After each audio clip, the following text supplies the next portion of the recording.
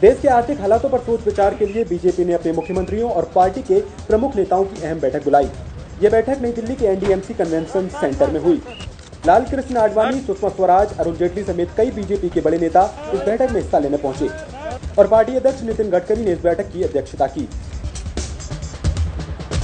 NDA सरकारों का performance UPA राज्य शासनों से तुलना में बहुत अधिक अच्छा है और हर संस्था ने जिसने भी राज्यों के शासन का आकलन किया उसमें यह बात सामने आई कि NDA is performing better than the UPA states और द अदर कॉन्ग्लोमरेट्स।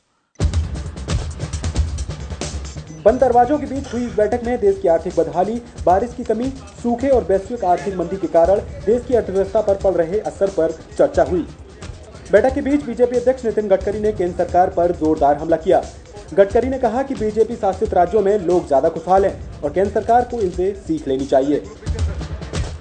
कि आज देश भुगत रहा है और राज्य सरकारें भी भुगत रही है केंद्र की यूपीए सरकार की। उन्होंने एक टर्म यूज किया जीडी और पीपी, तो गवर्नेंस डेफिसिट यानी जीडी और पॉलिसी पैरालिसिस यानी पीपी।